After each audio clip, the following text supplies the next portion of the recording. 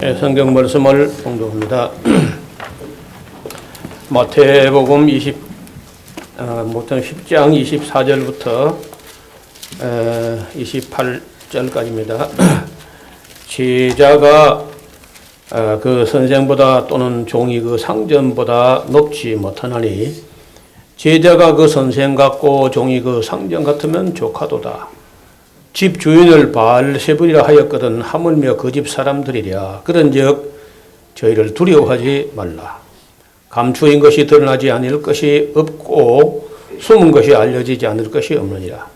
내가 너에게 어두운 데서 이르는 것을 광명한 데서 말하며 너희가 귀 속으로 듣는 것을 집 위에서 전파하라.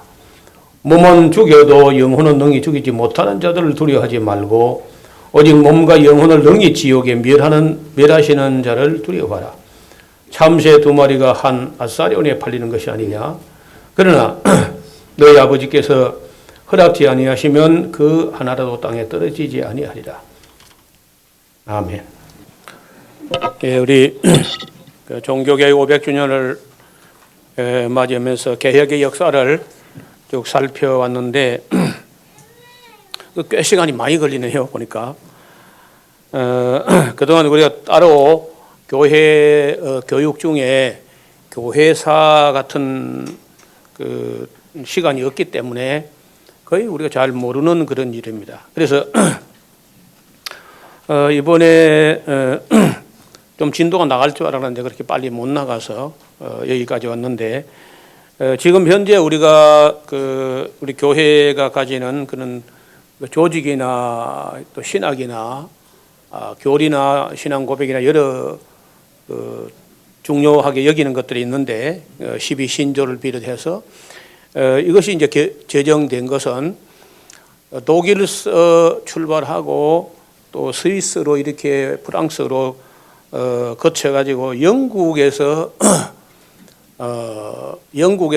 장기간의 그런 회의와 고민과 그런 또 갈등과 심지어 전쟁까지 하면서 수많은 사람들이 피를 흘려서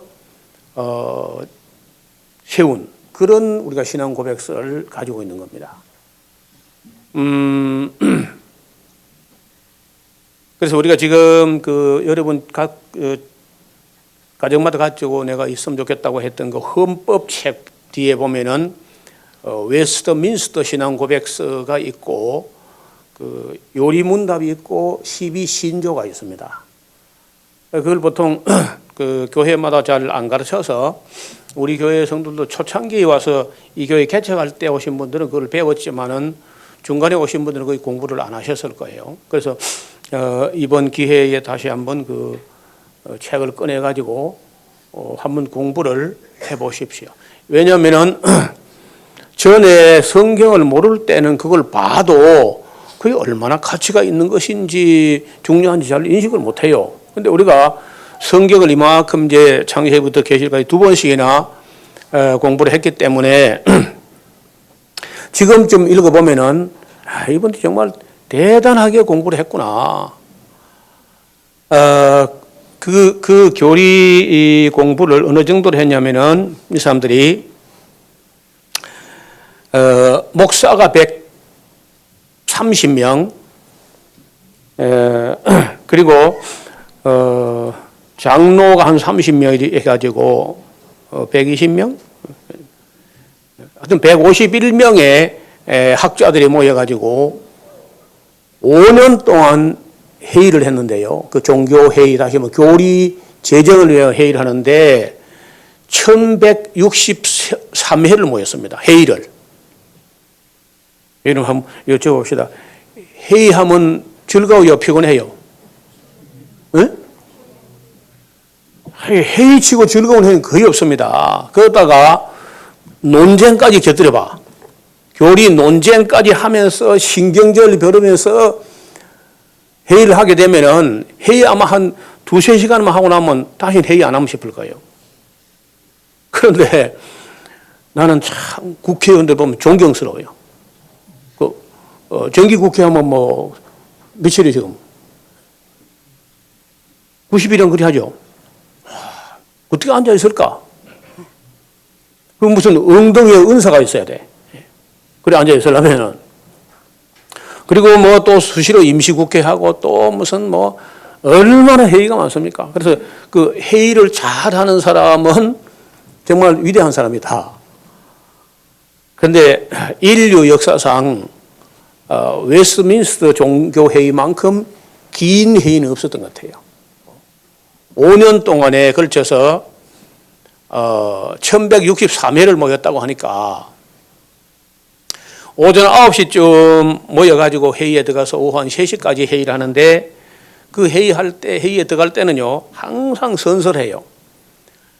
교회와 하나님께 유익하지 않은 발언은 한마디도 입에 담지 않기로 서약을 하고 회의에 임했다는 거예요. 교회와 하나님께 유익한 말 외에는 일절 입에 소리를 내지 않겠다. 그래서 서약을 하고 들어가서 회의를 하는데 기도실에는 매 회의 때마다 그 회의에 참여하는 사람들이 진리를 말하는 것 외에는 말을 실수하지 않도록 정말 성경이 말씀하시는 가장 완벽한, 가장 정확한 교리가 제정되도록 기도실에는 기도가 끊어지지 않고 기도하고 있었고, 나머지 회의에 들어가서 하나하나 조목조목 이제 연구한 대로 발표하면서 그 교리를 만들어 간 겁니다. 그래서 우리가 지금 대한예수교 장로회가 수용하고 있는 웨스트민스터 신앙 고백에 기초한 교리라는 것은 지금까지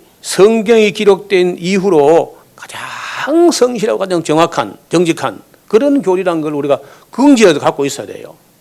그런데 이걸 이제 잘 공부를 하지 않기 때문에 우리가 얼마나 건전하고 얼마나 성실한 교리를 따르고 있는지를 성도들이 잘 모릅니다. 그리고 교리라고 해서는 되게 딱딱합니다. 그러니까 한국 사람은 특히 이 딱딱한 걸 싫어해요. 그리고 공부를 잘 안 하는 거죠.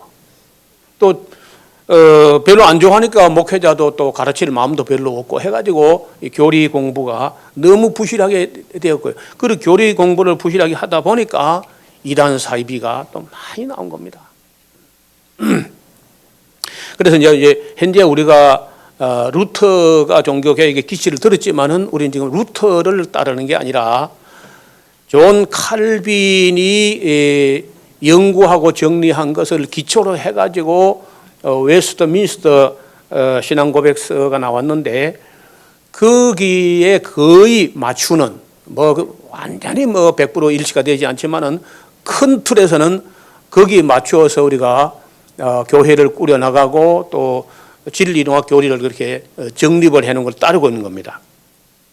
그래서 우리는 지금 이제 거의 이 개혁과 회복의 역사 막바지에 이르게 됐는데 영국 교회 개혁과 역사 그리고 미국 교회의 역사 그리고 이제 한국에 오게 된 경위 한국 교회의 어떤 또 분열과 갈등 이렇게 하면은 이제 정리가 될 것 같은데 오늘의 10월 첫 주니까 10월 마지막 주까지 교회사의 기초, 교회사 다는 아니고 개혁 역사, 개혁 교회 역사를 대충 정리가 할 수 있을 것 같아요. 영국 교회는 생각보다 아주 일찍이 복음을 받아들인 그런 민족이에요. 제일 빠르게 복음이 영국 그 섬에 상륙한 것은 AD 한 147년경, 2세기경에 벌써 2세기 중엽에 켈트족이라든지 이런 사람들에게 복음이 전파됐다고 기록되어 있습니다.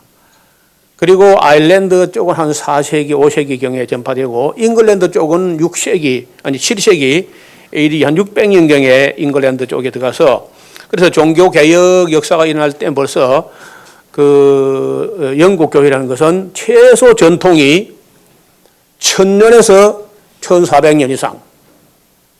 그러니까 종교개혁이 일어날 때라고 하면은 1517년부터 1600년대 17세기 초까지 이 정도일 때는 영국 교회의 역사로 하면은 물론 가톨릭에 기초해서 꾸려왔습니다만은 그 교회 역사가 적어도 1000년에서 1500년 역사가 있는 그런 교회였습니다. 그러면은 교회가 1000년이나 1500년이나 이렇게 흘러오다 보면요, 자꾸 비본질적이 들어와. 비본질적, 엉뚱한 게 자꾸 묻어 들어가지고 자꾸 보태집니다. 그리고 또 교회하고 그 왕권하고 이렇게 결탁이 되어 있으면 이 왕권과 종교권, 왕권과 교권이 함께 융합되어 가지고 백성들을 힘들게 하는 그런 적폐가 쌓인 폐단이 이게 크고 많고, 힘이 있으면요, 인간은 반드시 악을 행해요. 힘이 있거나 권력이 있거나 하면요, 그걸 가서 선한 일 하면 좋을 텐데 꼭 인간은 힘이 생기면 악을 행합니다. 영국도 마찬가지고, 프랑스도 마찬가지고, 독일도 마찬가지고, 지금 미국 하는 것도 마찬가지고, 북한도 마찬가지예요. 우리 남한 역사도 우리 대한민국 역사도 보면은 그 군사 독재자들이 힘이 있으니까 한 게 꼭 악을 행해가지고 뒤에 뒤집어 보면요, 국민을 위한다는 거짓말이고 전부 실속을 챙기고 악을 행한 거예요. 그래서 이게 인간이 타락했다는 증거가 뭐냐? 힘이 있을 때 선한 일을 하는 게 아니고 힘이 있으면 반드시 악을 행한다는 거예요. 그 유명한 영국 속담에 절대 권력은 절대 부패한다. 그래서 이런 그 역사를 공부해 보는 것은 성경 공부와 마찬가지로 매우 유익하다는 거예요. 왜냐하면 이게 이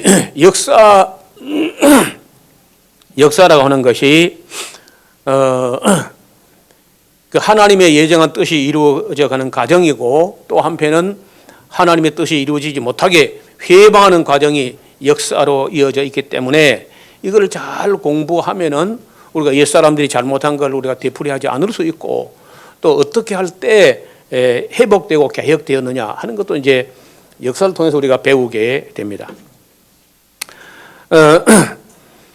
영국 교회가 개혁된 것은 다른 나라하고는 또 전혀 다른 그 양상인데, 딴 나라에서는 이제 신학자나 아니면 목회자나 이런 사람들이 진리를 깨닫고 그 로마 가톨릭의 부패상을 특히 민지보라든지 연옥서라든지 이런 걸 지적하면서 들고 일어나서 개혁이 일어났습니다. 루터는 말할 것도 없고 다. 그런데 영국 개혁은 전혀 그런 게 아니에요. 영국은 유명한 헨리 8세라는 왕이 그 자기 형의 아내가 되었던 캐더린하고 결혼하게 됩니다.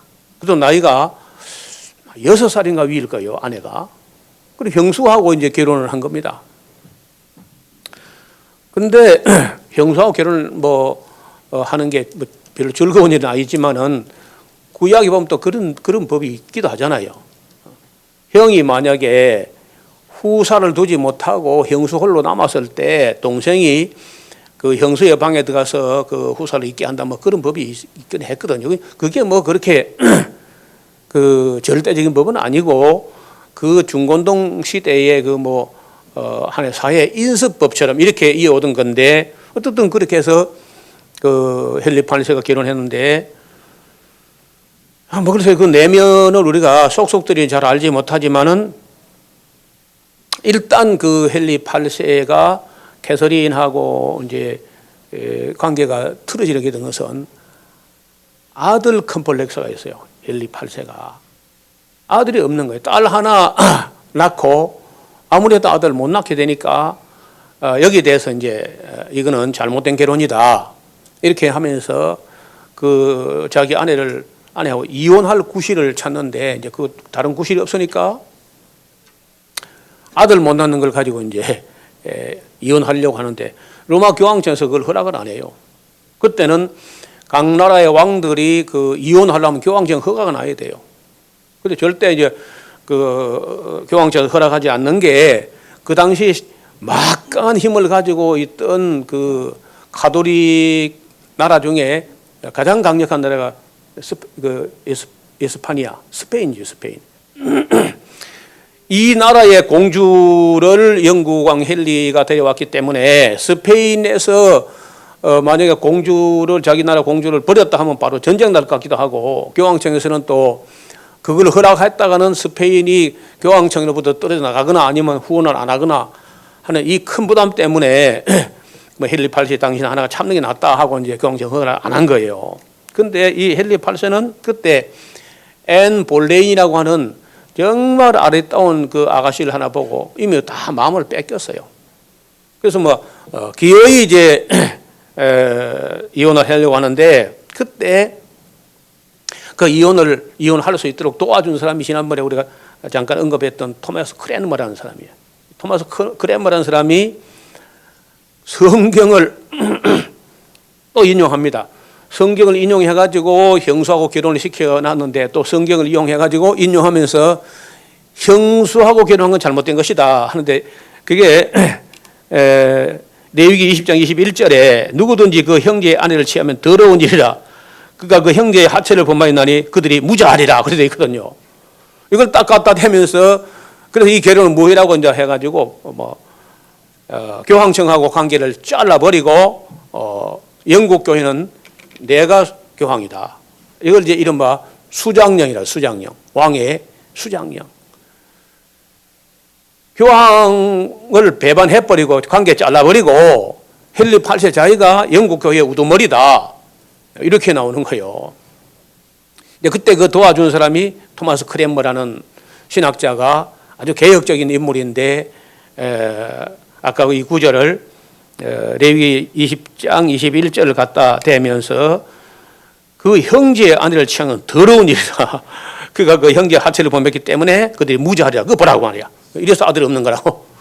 그러니까 헨리 8세는 아멘 하고 그냥 그 캐더린 내쫓아 버리고 앤 볼레인하고 결혼을 하게 됩니다. 여러분 혹시 추석에 영화 한 편 보시려면요 다운 받으면 될 겁니다. 천일의 앤이라는 영화에서 천일. 그래서 앤 볼레인을 맞이해가지고 애를 낳는데 또 딸이야. 딸이 되니까 헨리 8세가 막 실망천만하면서 앤 볼레인을 간음죄로 몰아가지고 런던 탑에 가뒀다가 난 처형을 해버립니다.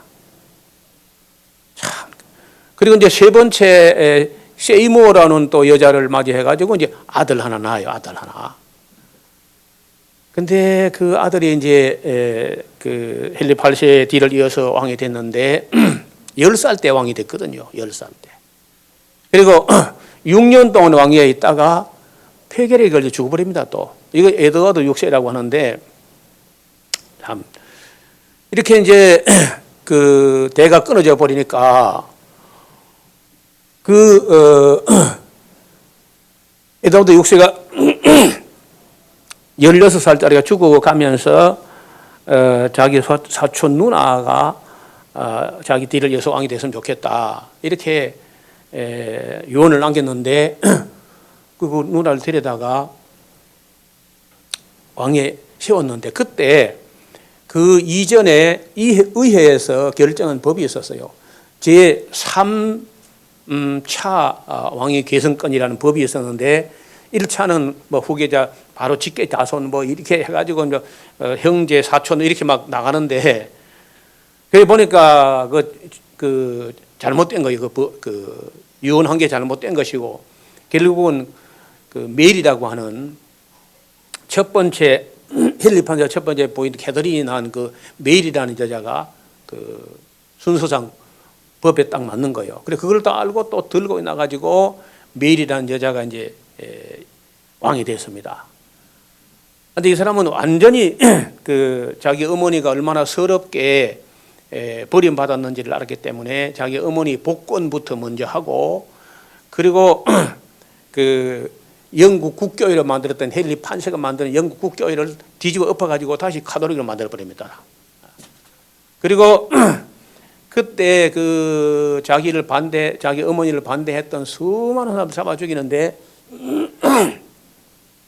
약 300명을 화형을 시킵니다.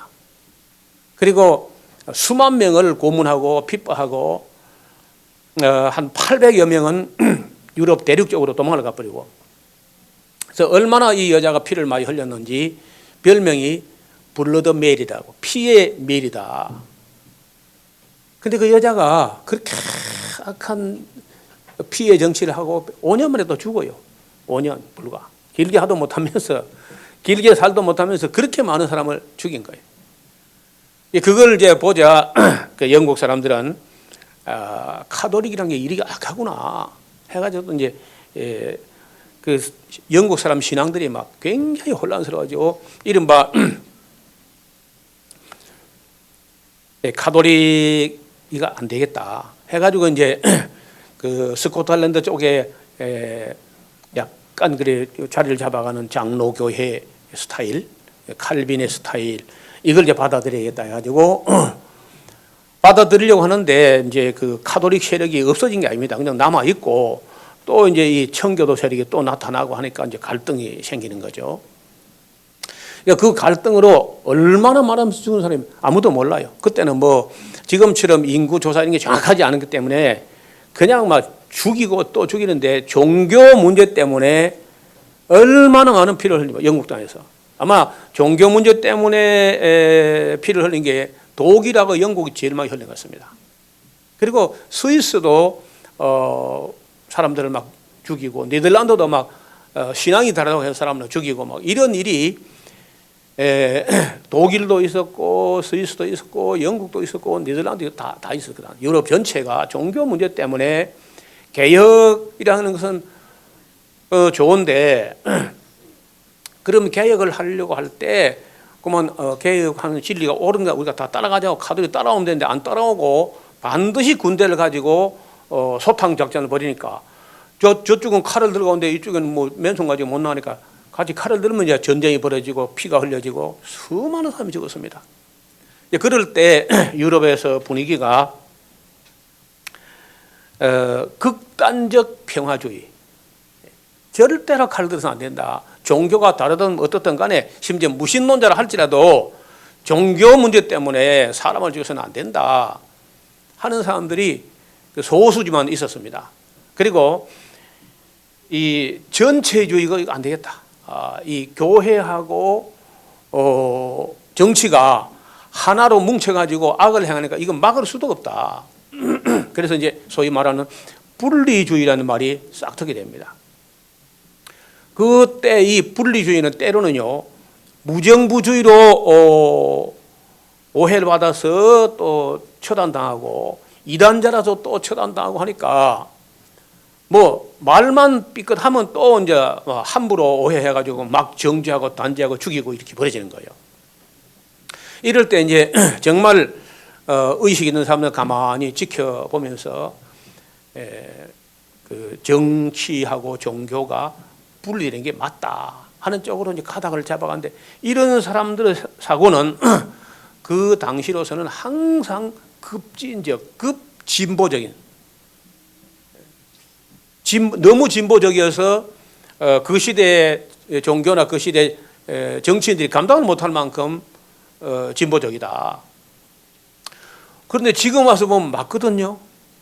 정치하고 종교가 이렇게 결탁되어 있으면 이게 좋은 게 아니라 반드시 악을 행해요. 전에 우리나라에서 대학생 그 선교 운동을 펼쳤던 김중곤 목사라고 있었어요. 유명한 CCC를 만든 이분의 기도가 뭐냐? 이 땅에 푸르고 푸른 그리스도의 계절이 오게 하옵소서 하고 기독교가 국교가 된 날이 오게 하옵소서 그런 기도를 예설했어요. 근데 아마 이분도 대단한 실력자인데 교회 역사를 공부를 안 하시는가 봐. 교회 역사를 공부해보면은 정치가 종교를 이용하거나 종교가 정치를 이용할 때 반드시 피비린내가 났습니다. 그래서 그때 아주 급진주의라고 하는 사람들이 이른바 분리주의, 교회는 정치로부터 완전 분리해야 되고 정치에 걸타고 앉아 있어도 안 되고 정치의 이용물이 되어서도 안 된다 하는 것들이 그 당시 진보적인 사고를 가진 사람들을 그런 입장인데 그 당시는 숫자도 얼마 안 될 뿐더러 아주 나쁜 사람들처럼 취급을 다녔습니다. 그런데 오늘 와서 보니까 그거 맞지 않아요.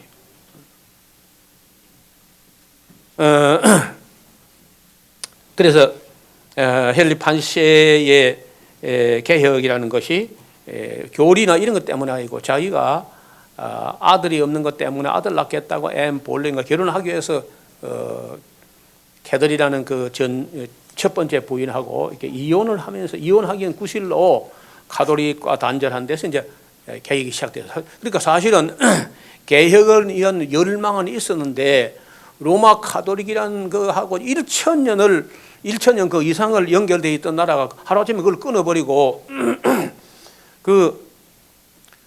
교황청이 아무것도 안 바치게 되고 또 수돈 그 모든 재산을 다 정부가 몰수해 버리고 하니까 이건 뭐 대단한 혁명이죠. 그야말로 헨리 8세는 그런 면에서는 거의 혁명적인 일을 한 거죠. 그리고 이제 헨리 8세가 죽고 나서 메리가 그렇게 많은 사람을 피를 흘렸고요.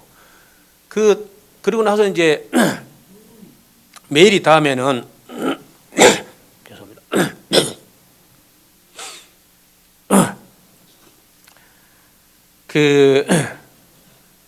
엘리자베스 1세라고 하는 여자가 그는 앤 볼린의 딸이에요.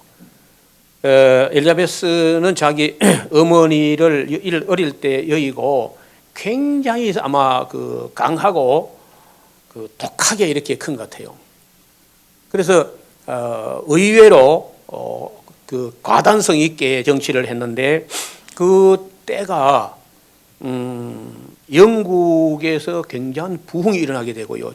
종교나 혹은 경제나 무역이나 문학이나 문예 부흥이나 셰익스피어도 그때 사람이니까 굉장히 이제 발전하는데 이 메일이라는 사람이요 말이 없었다는 거예요.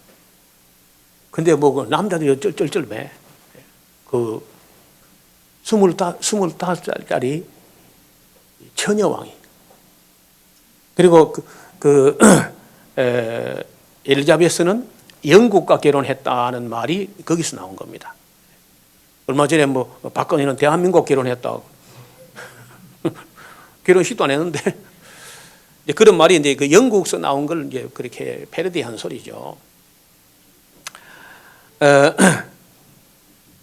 그래서 이 메리 여왕하고 비교를 해보니까 엘리자베스가 너무 잘하는데 이 사람은요 종교를 어느 한쪽만 아니고 통합해 보려고 영국 국교회하고 퓨리탄하고, 그러니까 영국 국교회는요 그 개혁된 것도 아니고 안 된 것도 아니고 그렇습니다. 어중간하게 해가지고 의식이라든지 복식이라든지 이 모든 예전 뭐 미사까지도 완전히 가톨릭식이고 구원에 대한 교리 몇 가지는 또 칼빈 거를 이렇게 끌어다가 절충해 놓은 그런 스타일이에요. 그래서 여기에 대해서 청교도는 되게 불만을 갖고 있습니다. 영국 땅에서 제대로 믿으려고 하는 사람들은 엘리자베스의 그 종교 정책에 대해서 별로 달가워하지 않았습니다. 하려면 깨끗이 해야지 이중으로 양쪽으로 절충을 해가지고 이게 뭐 하는 거냐 하고 이제 불만이 생기는 거죠. 그럴 때 그 중간입니다. 그 메리에서 엘리자베스로 넘어가는 그 어간에 수많은 사람이 죽임을 당하고 또 아니면 지하로 숨어 들어가요. 한 믿는 척 하면서 뭐 나섰다는 메리 앞에는 뭐 인들 다 죽임 당하니까 물론 수만 명이 죽였다는데 그때 그 좀 실망을 한 사람들은 일단 미국으로 가기 전에 유럽 대륙으로 건너가는데 네덜란드로 많이 가고 스위스로 많이 갑니다.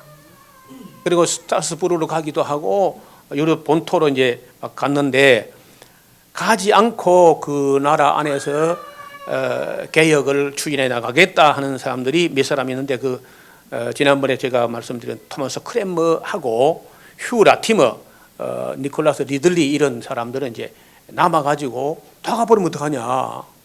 그럼 개혁을 포기하자는 거냐? 하고 남아가지고 있다가 그 유명한 옥스포드에서의 순교를 해가지고 휴 라티머하고 니콜라스 리들리가 한날 기둥에다가 등을 맞대고 묶어 놓고 불을 쏴시릅니다. 크랜머라는 주교가 니콜라스 리들리를 이래 보고 이보시오. 리들리 선생 남자답게 하시오. 니콜라스 리들리가 좀 두려워하고 했는지 몰라요. 그러니까 이래 보고는 남자답게 하시오 하면서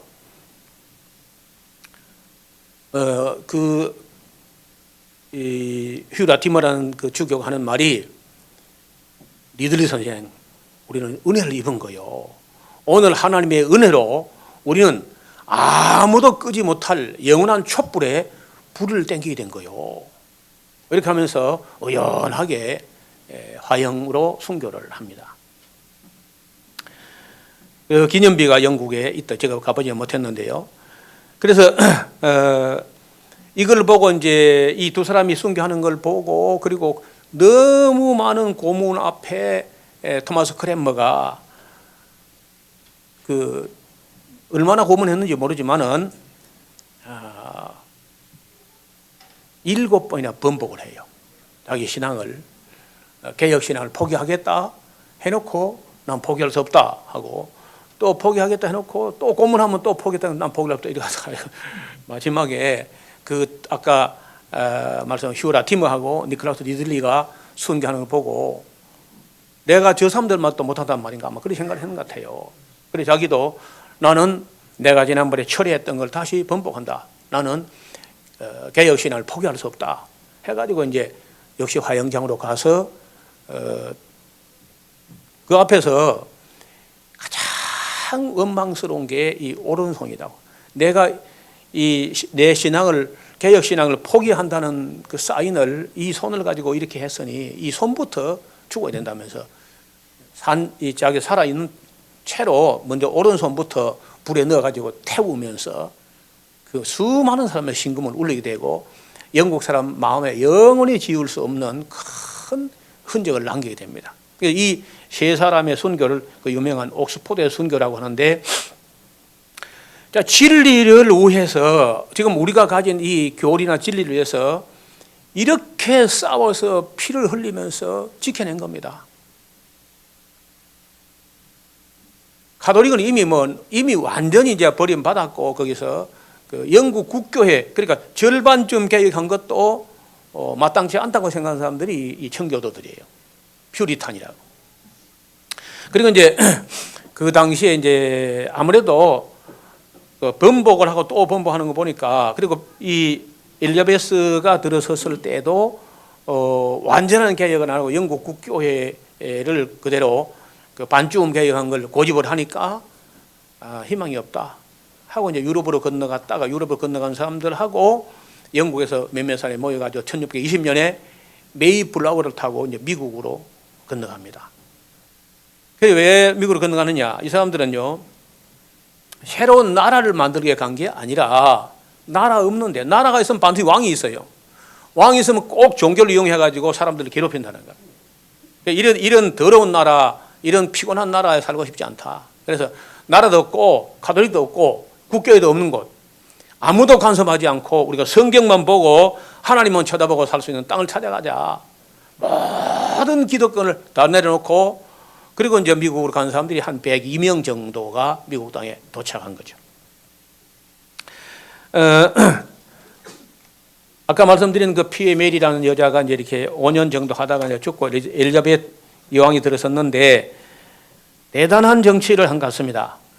그래서 종교를 다 끌어안으려고 했는데 그거 잘 안 됩니다. 여러분 이 교리가 다른 사람들끼리 함께 한다는 게 굉장히 어렵습니다.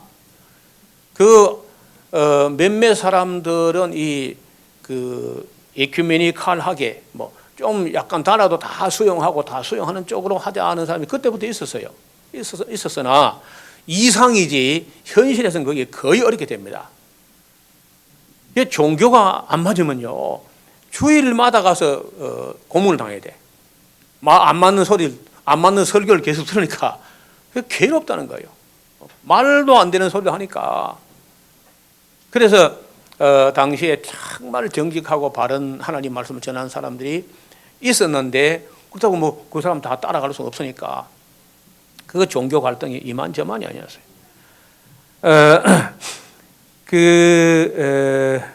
엘리자베트 여왕은 여러 가지를 개혁을 하긴 했는데 그래도 청교도들 마음에는 반마음에도 안 차요. 제대로 완전히 성경대로 해야지 자꾸 그 인간이 만드는 의식 이런 거다 뭉쳐가지고 만드니까 마음에 안 들어 합니다. 그리고는 그 뒤에 엘리자베스 사후에 엘리자베스는 아들이 없잖아요. 결혼 안 했으니까. 제임스 1세라는 사람이 이제 그 왕에 들어오는데 이 사람은 그 스코틀랜드의 왕으로 있었습니다. 제임스 6세라는 이름으로 있었는데 이 사람을 모셔다가 영국 왕으로 삼아가지고 이름을 다시 제임스 1세로 바꿔요. 이 제임스 1세라는 사람이 한 유명한 업적은 그 유명한 킹 제임스 성경을 만든 겁니다.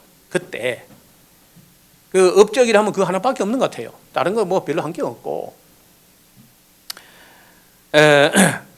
그래서 이 사람이 왔을 때 왕으로 왔을 때 그 개혁적인 인사들하고 여러 이제 분리주의 청교도 여러 사람들이 모여가지고 1,000명의 종교 지도자가 모여가지고 앞으로는 종교 정책에 있어서 너무 어느 한 종교를 가지고 그 정부가 강압적으로 종교를 강요하지 말고 자유롭게 신앙생활을 이렇게 해달라 하고 청원서를 1,000명이 연명을 해가지고 올렸는데 그걸 묵살해버립니다. 그냥 영국 국교회는 다 이단이야. 영국 국교회 외는 다 이단이다. 카톨릭도 이단이고 다 이단이다. 이렇게 이제 밀어붙이면서 영국 국교회 하나만 고소하겠다 하는 바람에 수많은 사람이 실망하고 이제 떠납니다. 영국을 떠나거나 아니면 숨어들거나 이렇게 하죠. 그때 그 유명한 그 분리주의 운동이라는 게 일어나게 되는데 뭐 말은 참 별로 안 좋죠. 어감이 분리주의라는 말이. 근데 사실은 지금 들어보면 그게 맞는 거예요. 지금 우리 한국도 정치하고 종교가 분리되어 있지 않습니까? 분리되어 있다는 말은 교회가 정치인들을 임명권이 없고 정부가 교회 성지자를 임명권이 없는 절차상 완전히 따로 있는 이게 분리인 거예요. 우리가 뭐 분리한다고 떠나가는 게 아니고 살지만은 인사권이라든지 임명권 자체가 서로 행사하지 못하는 이렇게 이제 분리라는 거죠. 지금 보면 이게 어느 나라도 이제 다 분리된 거 아닙니까? 아무 나라도 이제 종교 가지고 정치를 하는 게 안 되고 종교 가지고 정치하는 건 이슬람밖에 없어요. 이슬람과 바티칸밖에 없습니다. 그래서 이걸 처음에는 독립파라고도 하기도 했고 분리주의라고도 했고 또는 극단적 뭐 청교도 이렇게 이름이 여러 가지 붙어 있습니다. 제임스 1세가 한 뭐 업적이란 것은 별로 한 게 없고 제법 뭐 한다고 했어도 엘리자베스 여왕이 너무 일을 잘 해가지고 그 빛에 가려서 제임스 1세가 한 일은 뭐 별로 그걸 기억하는 게 없고 딱 이 킹 제임스 성경 하나 번역한 거 하나가 이제 공로라면 공로를 할 수 있습니다. 그리고 이 제임스 1세가 59세인가 살고 세상을 떠났어요. 그런데 그때 예수회가 폭탄을 장치해가지고 제임스 1세를 카톨릭으로 완전히 배척하니까 여기 안가품으로 그 스페인에 있는 예수회가 ignatius 로욜라라는 사람이 만들었던 단체인데 여기서 포약을 만들어가지고 제임스 1세를 암살을 하려고 하다가 이게 들통이 나게 됩니다. 그로부터 영국에서는 카톨릭은 완전히 마귀 종교다, 사탄의 종교다 이렇게 이제 취급을 하게 되고 카톨릭은 이제 거의 뭐 영국에서 맥을 못 추게 됩니다. 그 사건 때문에. 그리고 이제 이 제임스 1세가 죽고 그 아들 찰스 1세라는 사람이 영국 교회를 맡아가지고 자기도 이제 영국 교회 수장이라고 하는데 이 사람이 이제 나라를 어렵게 해가지고 영국의 내전을 만들어냅니다. 영국 스코틀랜드 쪽은 여전히 장로교 체제를 유지하고 있고 신학적으로 훨씬 앞서 있습니다. 영국 국교보다 훨씬 개혁적이고 진보적이고 앞서 있는데 거꾸로 찰스 1세가 예배와 예전과 모든 걸 남쪽에 있는 이 잉글랜드가 가지고 있는 영국 국교의식으로 바꾸라 하고 압력을 넣어요. 뭐 쉽게 말하면 보수라는 사람이 진보를 끌어다가 다시 보수로 되돌리고 하면 그게 안 됩니다, 여러분요. 이게 우리 정치인이나 이 기독교인들 다 함께 알아야 될 게 보수가 진보를 따라가야 되지. 진보를 끌어다가 다시 보수로 되돌리는 그건 안 되는 거예요, 원래가. 그리 성공한 일이 없어요. 또 그리 해서도 안, 그러면 역사가 후퇴하는 거죠. 그래서, 찰스 1세가 이제 북쪽에 있는 사람들, 신앙적으로 앞서 있는 사람들 보고 다시 영국 국교식으로 바꾸라고 하니까 못하겠다고 한 거예요. 그래서 전쟁이 벌어지죠. 못하겠다 하니까. 전쟁했는데 찰스 1세가 져버립니다. 아주 무참하게 져버려요. 그래 져버리게 되자 의회라는 게 그때 있는데 의회가 상설 의회가 아닙니다. 우리처럼 국회가 정말 민주주의가 돼가지고 국회가 항상 설치되어 있고 국가 대사를 국회가 결정내는 게 아니라 왕이 제멋대로 하다가 무슨 문제를 저질러 가지고 해결이 안 되면 그 의회를 이렇게 소집을 해요. 갑자기 만들어요. 갑자기 소집해 가지고 내가 정치하다 이 모양 되는데 이거 좀 해결해 달라 이렇게 하는 거예요.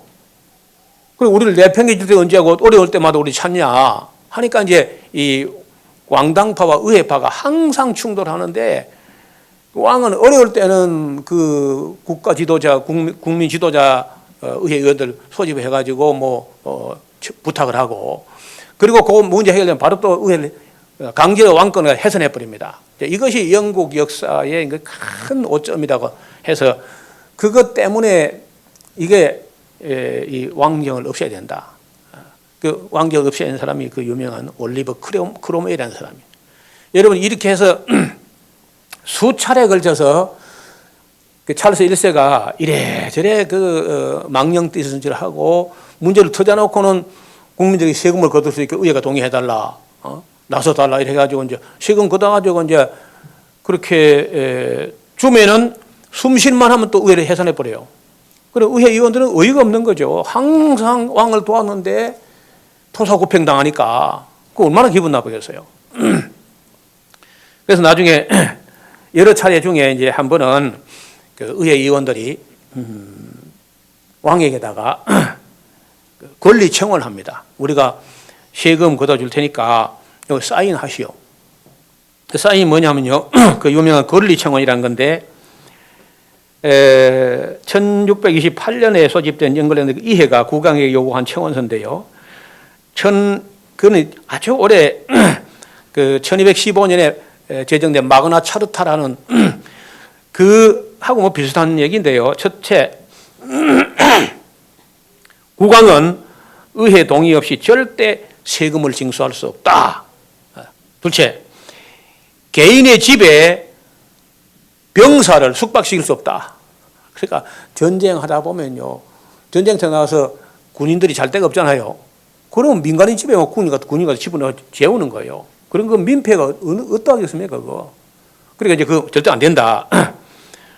그 다음에 평화시에 무슨 전쟁도 안 났는데 자기 권력 유지하기 위해서 계엄령 선포하는 거 절대 하지 못한다. 그 다음에 합법적인 판결 거치지 않고는 누구도 체포, 구금, 재산권 박탈, 기타 손해를 입힐 수 없다. 뭐 중요하게 하면 이 네 가지인데 이게 지금 약 400년 전에 영국에서 그 의회 의원들이 왕에게 요구한 겁니다. 권리청원이라고. 그러니까 너무너무 급하니까 사인했어요. 사인해놓고 이제 세금 걷어주고 문제 해결되면요 또 의회 해산시킵니다. 이래가지고 그 유명한 올리버 크롬웰이라는 사람이 청교도 중에 한 사람인데 일어나가지고 전쟁이 벌어지는 거예요.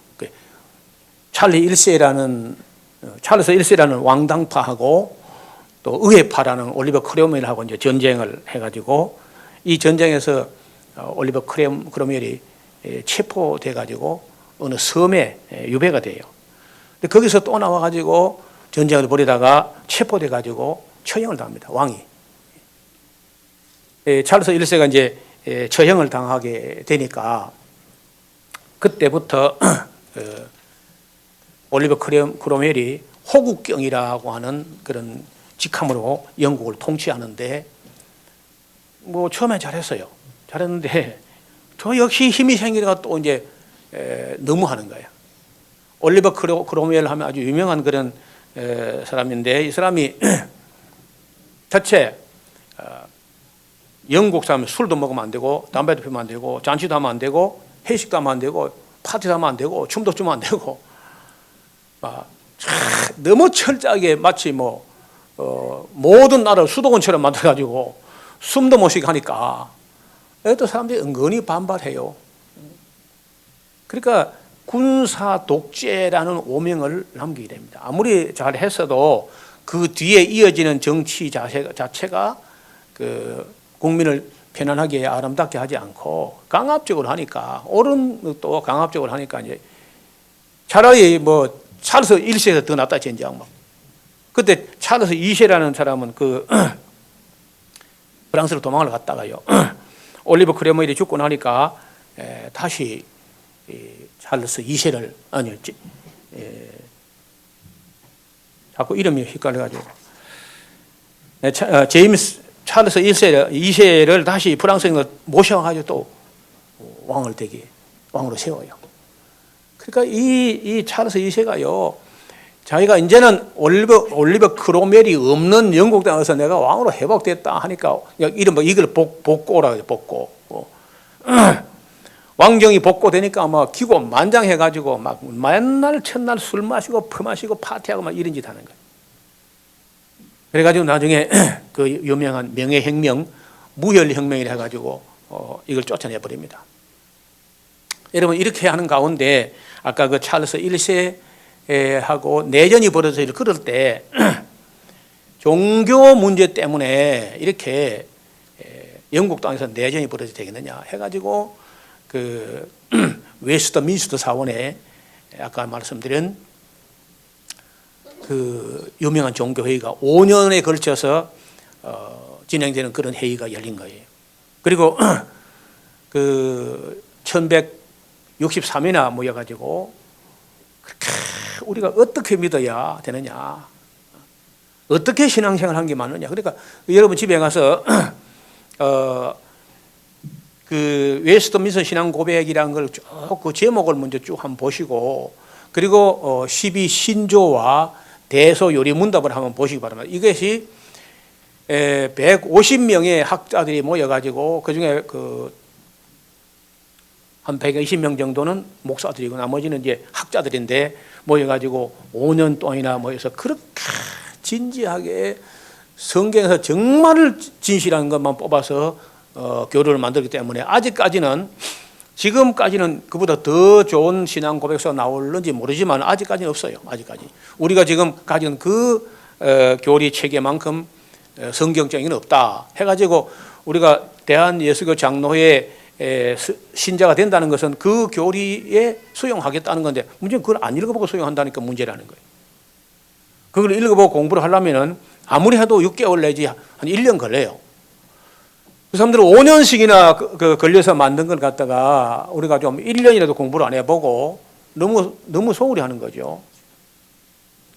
그래서 얼마 전에 그 종교개혁 500주년 그리고 에스라후서 40주년을 맞이하면서 한번 우리 강사들이 모여가지고 종교개혁 500주년이고 또 웨스트민스터 신앙고백 만들어진 것도 벌써 400년이 넘었는데 이 시대에 들어 안 맞는 게 있고 또 그들이 그 5년 동안 151명이 살폈지만은 많이 못 살핀 게 있다.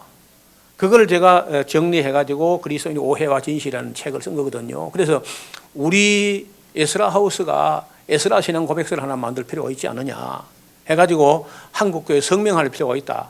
지금 우리 신앙생활이 엉망이니까.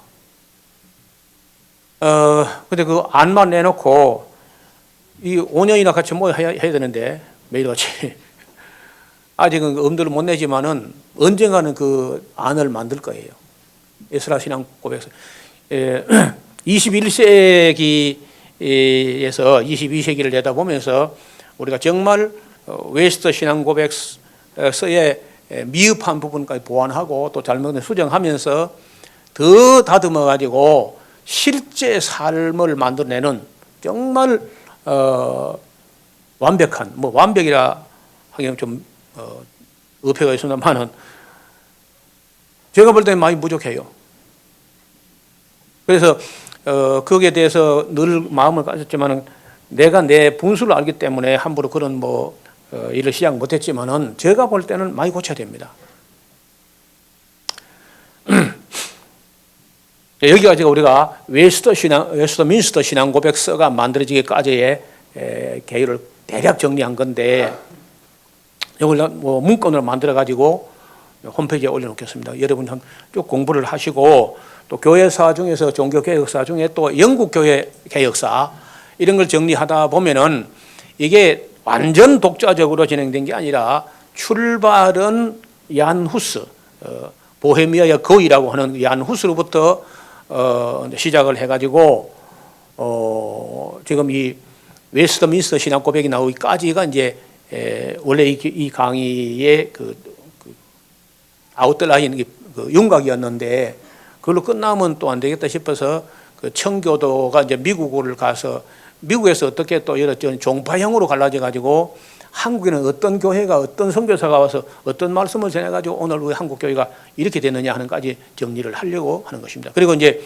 맨 마지막 시간에는 그러면 앞으로 이제 이 기독교가 어떤 신앙 고백과 어떤 교리와 어떤 자세로 나아가야 되느냐 하는 것까지 정리하게 되면은 이번 이 연속 설교가 정리가 될 것 같습니다. 기도하겠습니다. 하나님 아버지, 하나님께서 주신 성경은 하나인데 이에 대한 해석들이 중구난방이요 천방지축으로 그렇게 제멋대로 믿고 권력자 손에서 해석되어지고 교황권이 해석을 하고 이렇게 하다가 쌓인 적폐가 2000년 동안에 너무 많았기 때문에 이런 개혁운동이 일어났게 된 것 같습니다. 하나님께서는 그래도 지나치게 간섭하지 않고 스스로 깨닫고 바른 길을 찾기를 기다려 주셨습니다. 그러나 오늘날 온 세계 기독교가 가는 길을 보면은 거의 희망이 보이지 않을 정도로 타락하고 변질되고 세속화되었습니다.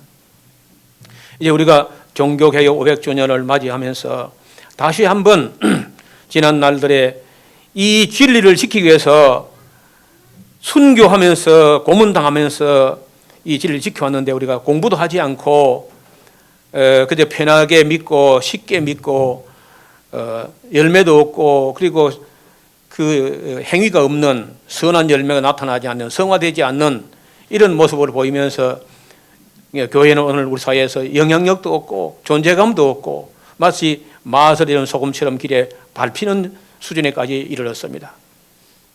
이제부터는 우리가 다시 한번 돌아보고 어떻게 우리가 하나님의 바로 설 것인지 또 교회에 나아갈 방향을 어떻게 정할 것인지 깊이 고민하는 우리 모두가 되게 하여 주옵소서. 예수님 이름으로 기도하옵나이다. 아멘.